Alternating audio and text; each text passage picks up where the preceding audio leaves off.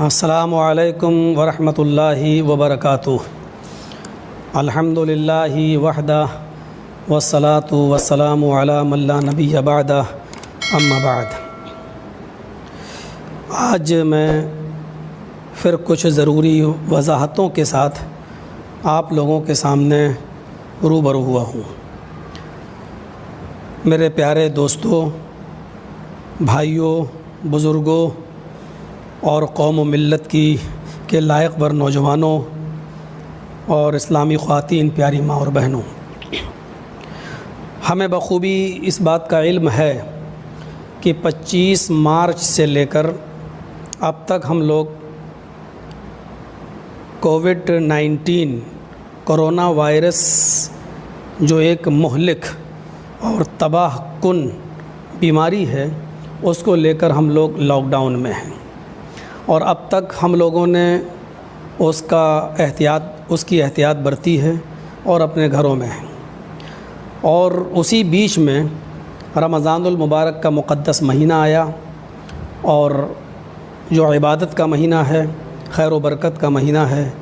الحمدللہ اس مہینے کے اندر بھی ہم لوگوں نے اپنے گھروں کے اندر رہ کر عبادت کی ہے، نمازیں پڑھی ہیں، قرآن کریم کی تلاوت کی ہے، اور ہمیں کرنا بھی چاہیے۔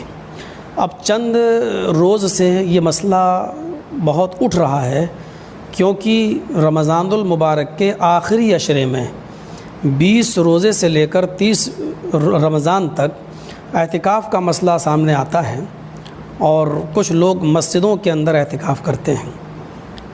اب مسئلہ یہ سامنے آ رہا ہے کہ کیا اعتکاف ہم اپنے گھروں میں کر سکتے ہیں یا نہیں کر سکتے ہیں؟ جس طرح فرض نمازیں، سنتیں اور نفل ہم لوگ مسجدوں کو چھوڑ کر اپنے گھروں میں پڑھ رہے ہیں، تو کیا اعتکاف ہم اپنے گھروں میں نہیں کر سکتے ہیں؟ تو اس سلسلے میں ایک ضروری وضاحت آپ کے سامنے کرنے کے لیے پیش ہوا ہوں، اور وہ ضروری وضاحت یہ ہے کہ ہم اعتکاف کسی بھی صورت میں اور کسی بھی شکل میں گھر میں نہیں کر سکتے ہیں۔ گھر میں اعتکاف نہیں ہے۔ قرآن کریم نے اعتکاف کی جو شرط بیان کی ہے وہ مسجد کے ساتھ بیان کی ہے۔ وعاکفون فی المساجد، اعتکاف مسجد کے اندر ہیں۔ نہ عورتیں اعتکاف گھر کے اندر کر سکتی ہیں، نہ مرد گھر کے اندر کر سکتے ہیں۔ اب سوال یہ ہے کہ جب مسجدوں میں ہم بھیڑ جمع کر نہیں سکتے، مسجدوں میں نماز پر بھی روک ہے، اور ہم مسجدوں میں جا نہیں رہے ہیں، جب فرض نماز مسجد میں نہیں پڑھ رہے ہیں تو ہم اعتکاف مسجد میں کیسے کریں گے؟ اور جب مسجد میں اعتکاف نہیں ہے تو پھر ہم اپنے گھروں میں کیوں نہیں کر سکتے؟ تو سوال یہ ہے کہ جب اعتکاف کے لیے مسجد میں اجازت نہیں ہے، اور ہم لوگ بھی نہیں چاہیں گے کہ آپ مسجدوں میں اعتکاف کریں، بھیڑ لگائیں، کیونکہ لاک ڈاؤن کا جو مقصد ہے وہ فوت ہو جائے گا۔ جب ایسی صورت میں ہم مسجد میں اعتکاف کی کوئی گنجائش نہیں دیکھ رہے ہیں تو گھروں میں بھی اعتکاف نہیں ہے۔ جو چیز ہے نہیں تو اعتکاف اپنے آپ کالعدم ہو جائے گا۔ تو اس بات کا خیال رکھیں کہ جن لوگوں نے اعتکاف کرنے کی نیت کی تھی اور لاک ڈاؤن کی وجہ سے ان کو مسجد کے اندر اعتکاف کرنے کی اجازت نہیں مل رہی ہے یا وہ نہیں کر پا رہے ہیں، تو ایسی صورت میں وہ اللہ کی رحمت سے نا امید نہ ہوں، ان کو اعتکاف کا پورا ثواب انشاءاللہ ملے گا۔ دوسری بات یہ ہے کہ مسجد کے اندر 1، 2، 3 تک لوگوں کی پرمیشن ہے۔ ایک مؤذن نماز پڑھ سکتا ہے، مؤذن اذان دے سکتا ہے، امام نماز پڑھ سکتا ہے، 1، 2 آدمی اور۔ تو احتیاط برتیے، اگر 1، 2 آدمی مسجد میں اعتکاف کر لیتے ہیں تو پورے علاقے کے ذمے سے ساقط ہو جائے گا، اور اس کا جو ہے گناہ پورے محلے سے اٹھا لیا جائے گا۔ تو اگر 1، 2 آدمی ہماری مسجد میں بیٹھ جاتے ہیں تو اس میں کوئی حرج کی بات نہیں۔ کوشش یہ کیجیے گا کہ ہم مسجد میں بھیڑ نہ لگائیں اور مسجد میں 2-3 سے زیادہ لوگ اکٹھے نہ ہونے پائیں۔ تیسری چیز جو مجھے بتانی ہے وہ یہ ہے کہ اب 8-10 دن کے بعد ہمارے سامنے عید کا مہینہ اور عید کا تہوار بھی سامنے ہے۔ اس تہوار کو دیکھتے ہوئے ہماری طرف سے، ہم مسلمانوں کی طرف سے ایک بہت بڑی بھیڑ بازاروں کے اندر جا سکتی ہے، مارکیٹنگ کر سکتی ہے، شاپنگ کرے گی، ہماری ماں بہنیں بھی کپڑا خریدیں گی۔ میری ان سے پرزور اپیل ہے کہ کووڈ-19 یعنی کورونا وائرس کو یہ ہلکے میں نہ لیں۔ اس بیماری نے پوری دنیا کو اپنی چپیٹ میں لیا ہے، لہٰذا آپ اس کو ہلکے میں نہ لیں۔ اتنا یاد رکھیے گا کہ آپ نے اگر بازاروں میں بھیڑ لگائی اور اس سے اگر آپ کو کورونا ہوا تو یقین مانیے آپ اس کورونا میں اگر آپ اس دنیا سے رخصت ہوئیں اور آپ کا انتقال ہوا تو آپ یہ فطری موت نہیں مریں گی، بلکہ اس کو خودکشی قرار دیا جائے گا۔ سرکار نے گائیڈ لائن بنائی ہے، اس پر عمل کرتے ہوئے ہم کورونا سے بچ سکتے ہیں۔ خود ہمارا قرآن یہ کہتا ہے کہ لا تلقوا بایدیکم الی التہلکہ، اپنے آپ کو، اپنی جان کو جان بوجھ کر ہلاکت میں مت ڈالو۔ میری آپ سے پرزور گزارش ہے، میری آپ سے پرزور اپیل ہے، جب تک لاک ڈاؤن چل رہا ہے اور سرکار کی گائیڈ لائن بنی ہوئی، ہمیں اس پر عمل کرتے ہوئے ہمیں مسجدوں میں نماز نہیں پڑھنا ہے، ہمیں بازاروں میں نہیں جانا ہے، ہمیں خرید و فروخت نہیں کرنا ہے۔ اس مرتبہ عید اپنے گھروں میں منانی ہے۔ اگر لاک ڈاؤن نہیں کھلتا ہے تو جب ہم جمعہ کے دن ہم ظہر کی نماز گھروں میں پڑھ رہے ہیں، جب ہم رمضان میں فرض نمازیں گھروں میں پڑھ رہے ہیں، تو عید کی نماز تو فرض نہیں ہے۔ عید کی نماز تو ہمارے لیے جمعہ کے دن سے بڑی اہمیت نہیں رکھتی ہے، تو ہم عید کی نماز گھر میں کیوں نہیں پڑھ سکتے ہیں؟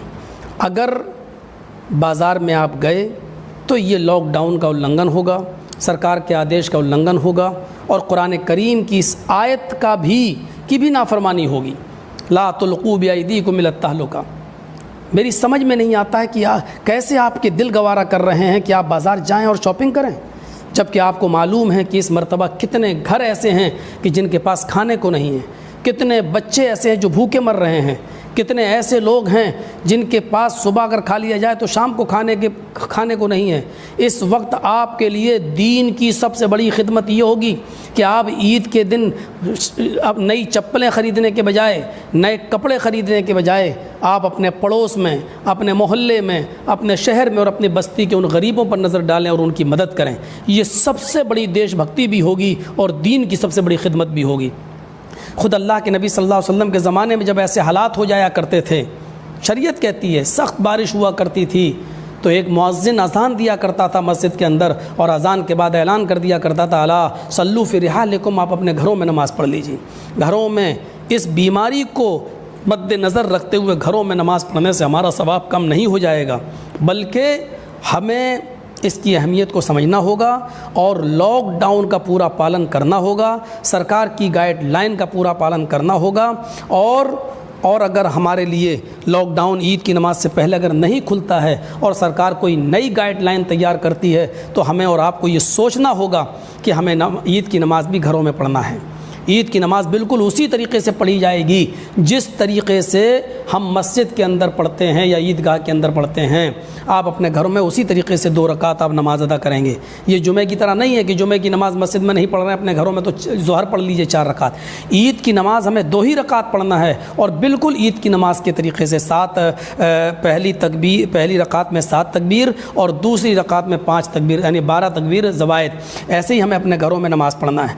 آپ اپنے گھروں میں اپنی بیوی اور اپنے بچوں کو اپنے پیچھے کھڑا کر کے بھی نماز پڑھا سکتے ہیں، اس میں کوئی حرج کی بات نہیں ہے۔ میری آپ سے پھر گزارش ہے کہ بازاروں میں بھیڑ نہ لگائی جائے، کوئی کپڑا وغیرہ نہ خریدا جائے، شاپنگ نہ کی جائے، اور آپ سے میری پرزور اپیل ہے کہ اس مرتبہ عید نہایت سنجیدگی کے ساتھ منائیں اور غریبوں کا خیال رکھیں۔ یہی اس وقت ہماری دیش بھکتی ہوگی اور یہی ہمارے لیے سب سے بڑی دین کی خدمت ہوگی۔ مجھے امید ہے کہ انشاءاللہ آپ ہماری آواز کو پر لبیک کہیں گے اور آپ اس حساس اور اس نازک مسئلے کو سمجھنے کی کوشش کریں گے، اور کرونا وائرس اس بیماری کو گمبھیرتا سے آپ سیریسلی اس بیماری کو آپ لیں گے اور آپ سرکار کی گائیڈ لائن کا پالن کریں گے، خود بھی محفوظ رہیں گے اور دوسروں کو بھی محفوظ کریں گے، اپنے آپ کو بھی بچائیں گے، اور اسلام کی بھی سب سے بڑی مدد یہی ہوگی جو سرکار کی گائیڈ لائن پر عمل کرتے ہوئے آپ اپنے گھروں میں جتنا زیادہ رہیں گے، یہ اسلام کی بھی خدمت ہوگی اور سرکار کی بھی، اور اس سے بڑی کوئی دیش بھکتی نہیں۔ مجھے امید ہے، اللہ تعالیٰ سے میری دعا ہے کہ اللہ تعالیٰ ہم تمام مسلمانوں کو اپنے گھر میں عبادت کرنے کی توفیق عطا فرمائے۔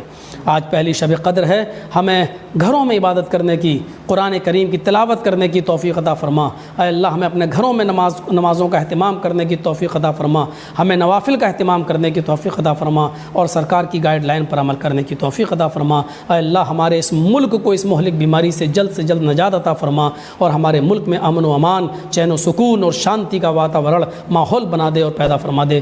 وما علینا الا البلاغ المبین، وآخر دعوانا ان الحمد للہ رب العالمین۔ السلام علیکم ورحمۃ اللہ وبرکاتہ۔